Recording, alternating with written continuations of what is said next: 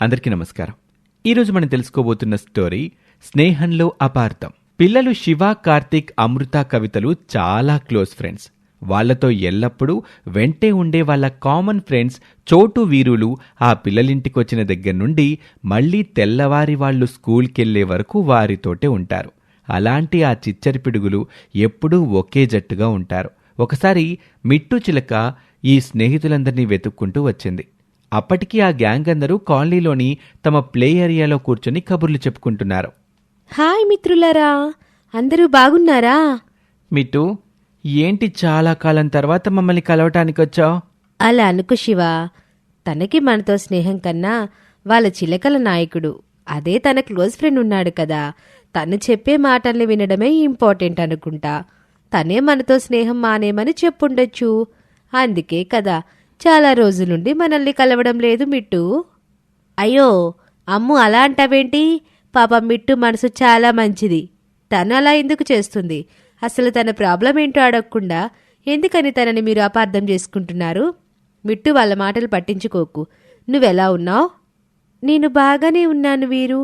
మనమందరం చాలా మంచి స్నేహితులం కదా. చాలా కాలం తర్వాత ఇటొచ్చాను. అందుకే మిమ్మల్ని చూడాలని వచ్చాను. అసలు ఇన్నాళ్ళు ఎక్కడికి వెళ్ళిపోయావు మిట్టు? కనిపించలేదు చాలా కాలంగా నువ్వు. మా చిలుకలందరం ఉండే ప్రదేశంలో చెట్లన్నీ నరికేసి అక్కడేదో అపార్ట్మెంట్ కడుతున్నారని తెలిసి మేమందరం అక్కడి నుండి ఖాళీ చేసి వెళ్ళిపోవాలని మా చిలుకల నాయకుడు చెప్పాడు. అందుకే మా అందరికీ అనువైన ప్రదేశం ఎక్కడుందా అని వెతుకుతూ పోతే ఈ సిటీ నుండి 50 కిలోమీటర్ల అవతల కానీ మాకు అనువైన చెట్లు కనిపించలేదు. అంత దూరం వెళ్ళటం ఎందుకు? నువ్వు మా ఫ్రెండ్ కదా, మా దగ్గరికే వచ్చుండొచ్చు కదా. అలా ఎలా రాగలను చెప్పండి? మీరు నా స్నేహితులే గనుక నాకు ఆశ్రయం ఇస్తారు. కానీ ఇంకా మా వాళ్ళు చాలామంది ఉన్నారు. వాళ్ళందరూ ఎక్కడ ఉంటారు? ఇప్పుడు నా ఒక్కదాని స్వార్థం కోసం నేను మా నాయకుడి మాట వినకుండా ఇటు వస్తే మా వాళ్ళల్లో నాకున్న బంధువులు, స్నేహితులు దూరమైపోతారు కదా అని చిలుక చెప్పిన మాటల ద్వారా ఆ చిలుకకి వచ్చిన ఇబ్బందేంటో గ్రహించారు ఆ పిల్లలు. ఆ మరునాడు పిల్లలందరూ ఎప్పటిలాగానే స్కూల్కి వెళ్ళిపోయారు. కానీ ఆ రోజు విశేషమేంటంటే పిల్లల క్లాస్లో కొత్త క్లాస్ లీడర్ని ఎన్నుకునే రోజు. అందులో కార్తీక్ పేరు ప్రపోజల్కి వచ్చింది. దాంతో క్లాస్ మొత్తం ఈసారి కార్తీక్ని క్లాస్ లీడర్గా ఎన్నుకున్నారు. అది చూసిన మిగిలిన ఫ్రెండ్స్ కవిత, అమ్ము, శివ అందరూ చాలా హ్యాపీగా ఫీల్ అయ్యారు. అందుకే సాయంత్రం స్కూల్ నుండి అందరూ కలిసి నడుచుకుంటూ ఇంటికి వెళ్తూ, ఇక క్లాస్లో మనం ఎంత అల్లరి చేసినా, హోంవర్క్స్ చేయకపోయినా మనకి టీచర్స్తో పనిష్మెంట్స్ ఉండవచ్చు. ఎందుకు శివా? ఎందుకంటావేంటమ్మో? జనరల్గా మనం హోంవర్క్ చేశామా లేదా, అసైన్మెంట్స్ రాశామా లేదా అని చెక్ చేసేది క్లాస్ లీడరే కదా. మనం కంప్లీట్ చేశామని తను చెబితే టీచర్స్ నమ్ముతారు కదా. మరిప్పుడు ఆ క్లాస్ లీడర్ మన కార్తీక్ అయ్యాడు. ఇక మనం ఏం చేయకపోయినా టీచర్స్కి చెప్పడు అంటూ ఆ పిల్లలు తెగ మురిసిపోతున్నారు. అలా రాత్రి భోజనం చేసి పడుకున్న కవితకి ఆ నైట్ ఫుల్లుగా ఫీవర్ రావటంతో తను ఒక 2 రోజులు స్కూల్కి వెళ్ళలేకపోయింది. 3వ రోజు కూడా జ్వరం తగ్గలేదని స్కూల్కి వెళ్ళలేదు. కానీ సాయంత్రానికి కాస్త ఒళ్ళు తేలిగ్గా ఉండటంతో సాయంత్రం తన ఫ్రెండ్స్ అందరూ కలుసుకునే ప్లేస్కి వెళ్ళి చూస్తే అక్కడ అమ్ము, శివ మాత్రమే ఉన్నారు. వాళ్ళు కూడా చాలా కోపంగా, డిస్టర్బ్డ్గా ఉన్నారు. అప్పుడు వాళ్ళని చూసిన కవిత, హాయ్ ఫ్రెండ్స్, ఎందుకలా డల్గా డిఫరెంట్గా ఉన్నారు? సారీ ఫ్రెండ్స్, మన కార్తీక్ క్లాస్కి లీడర్ అయ్యాడన్న హ్యాపీ మూమెంట్ని నేను 2 డేస్గా మిస్ అవుతున్నాను. ఇంతకీ వాడెక్కడా? అసలు వాడి పేరు తీయకు కవి. సీఎల్ అవగానే వాడు చాలా మారిపోయాడు. మనం ఎంతో ఊహించుకున్నాం వాడి గురించి. కానీ వాడు మేమిద్దరం అసైన్మెంట్ చేయలేదని టీచర్కి చెప్పి పనిష్మెంట్ ఇప్పించాడు. మన పాత సీఎల్ మన ఫ్రెండ్ కాకపోయినా మనం ప్లీజ్ అని రిక్వెస్ట్ చేస్తే కాస్తైనా కన్సిడర్ చేసేవాడు. కానీ వీడు మన ఫ్రెండ్ అయి కూడా మాకు పనిష్మెంట్ ఇప్పించాడు. ఇక నుంచి వాడు మన ఫ్రెండే కాదు.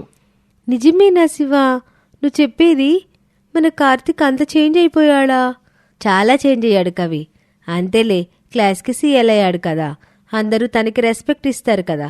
ఇక మన ఫ్రెండ్షిప్ తనకెందుకులే అంటూ ఆ ముగ్గురు మాట్లాడుకుంటుంటే అక్కడికి వీరు, చోటు, మిట్టు వచ్చారు. ఈ ముగ్గురి సంభాషణ విన్నాక, మిమ్మల్ని అంత ఇబ్బంది పెడితే ఇక ఆ కార్తీక్ దగ్గరికి మేం కూడా వెళ్ళాం. ఏం వీరు? అవును, మన ఫ్రెండ్స్ అన్నాక మనం క్షమించుకోవాలి, చూసి చూడనట్టు ఊరుకోవాలి, కానీ కావాలని పనిష్మెంట్ ఇప్పిస్తాడా? కార్తీక్ చాలా తప్పు చేశాడు. మీరందరూ చాలా తప్పుగా ఆలోచిస్తున్నారు ఫ్రెండ్స్. కార్తీక్ చేసిన దానిలో తప్పేమీ లేదు. తను సరిగ్గానే చేశాడు. ఇచ్చిన వర్క్స్ చేయకపోవడం మీదే కదా తప్పు. ఒకవేళ వర్క్ పూర్తి కాకపోతే పనిష్మెంట్ తప్పదు. అదే కదా మీకు జరిగింది. ఇందులో కార్తీక్ తప్పేంటి? అలా అంటావేంటి మిట్టు? నిజం కనుకే అంటున్నాను. ఒక మాట చెప్పనా? మన వాళ్ళని మనం ఎంత ఇష్టపడతామో చెప్పే సమయం ఎప్పుడొస్తుందో తెలుసా? వాళ్ళకి ఒక గొప్ప బాధ్యత వచ్చినప్పుడు. ఆ బాధ్యతని వాళ్ళు పూర్తి చేసి అందరి చేత వెరీ గుడ్ అనిపించుకోవాలనుకుంటే వాళ్ళ పక్కనే ఉండే మనం ఇంకెంత బాధ్యతగా ఉండాలి. అప్పుడే వాళ్ళంటే మనకి అభిమానం ఉన్నట్టు. నువ్వేం చెబుతున్నావో అర్థం కావట్లేదు మిట్టు. నిజం ఫ్రెండ్స్, కార్తీక్ మిమ్మల్ని కావాలని పని చేయించాడని కోపం పెంచుకుంటున్నారే కానీ అసలు తనకి అలాంటి ఛాన్స్ మీరెందుకు ఇచ్చారు? మన మిత్రుడు ఎప్పుడు మన వల్ల మాట పడకూడదని కదా మీరు ఆలోచించాలి అంటూ మిట్టు చిలుక ఒకవైపు స్నేహధర్మం గురించి, అందులో స్నేహితులుగా ఉన్నవారికి ఉండాల్సిన బాధ్యతల గురించి వివరంగా చెప్పి అందులో భాగంగానే తన ఉదాహరణని చెప్తూ, ఆ రోజు మా నాయకుడు నా ఫ్రెండ్ కనుక తన మాట విని నేనటు వెళ్ళిపోయానన్నారు. మీ దగ్గరికి రాలేదన్నారు. అవును, నిజమే. నేనటు వెళ్ళకపోతే మాలో ఎవరైనా ఏదొక రోజు నాయకుడైనా నా మిత్రుడితో అనేవాళ్ళు కదా. నీ ఫ్రెండ్ కనుక తనని మనతో రమ్మని చెప్పలేదు. మేము నీకు ఏం కావు కనుక మమ్మల్ని ఇంత దూరం తీసుకొచ్చావని. అందుకే కదా నేను ఆ మాట తనకి రాకూడదని మీరనే మాటలు పడ్డాను, కానీ తనకి మాట రానివ్వలేదు అని చెప్పగానే శివకి మొత్తం విషయం అర్థమైంది. తాము చేసిన తప్పేంటో తెలిసాక మిట్టు చెప్పింది నిజం. మన ఫ్రెండ్ సీఎల్ అయ్యాడంటే మనల్ని ఎక్స్క్యూజ్ చేస్తాడని మిగిలిన వాళ్ళు అనుకుంటారు. కాబట్టి మనం వాళ్ళకి కానీ మన కార్తీక్కి కానీ అలాంటి అవకాశం ఇవ్వకుండా ఉంటేనే తను సీఎల్గా తన బాధ్యత చక్కగా నెరవేరుస్తాడు. పదండి, మనం తనని చాలా తప్పుగా అర్థం చేసుకున్నాం, తనకి సారీ చెప్పాలి అని చెప్పి అందరూ కలిసి వెళ్ళి ఒంటరిగా కూర్చున్న కార్తీక్తో మాట్లాడతారు. Karthik, you're sorry. మమ్మల్ని పని చేయించావని నీ మీద కోపడ్డాం, కానీ నువ్వు మంచి కోసమే చేసావని అర్థమైంది. అవును ఫ్రెండ్స్, మీరు నా క్లోజ్ ఫ్రెండ్స్. మీరు అలా తప్పు చేయటం ఇప్పుడు సీఎల్గా ఉన్న నాకు నచ్చదు. అలా చేస్తే రేపు క్లాస్లో నాకెవరు రెస్పెక్ట్ ఇస్తారు చెప్పండి? అందుకే కదా కార్తీక్ సారీ చెప్తున్నావు. ఇంకెప్పుడు నువ్వు మాట పడే పనులు మేము చెయ్యం అని చెప్పి ఇక ఆ రోజు నుంచి తమ ఫ్రెండ్ సీఎల్ అయినందువల్ల ఆ ముగ్గురు పిల్లలు అన్ని విషయాల్లోనూ ముందుండేవాళ్ళు. అలా అదే ఏడాది మిగిలిన ముగ్గురు పిల్లలు కూడా సీఎల్స్ అయ్యారు. అప్పుడు వాళ్ళకి తెలిసింది స్నేహం వేరు, బాధ్యత వేరు అని. స్నేహంలో అపార్థాలు ఉండకూడదు అని. ఇది వాళ్ళటి కథ. మరొక ఆసక్తికర కథలో మళ్ళీ కలుద్దాం. అంతవరకు సెలవు. నమస్తే.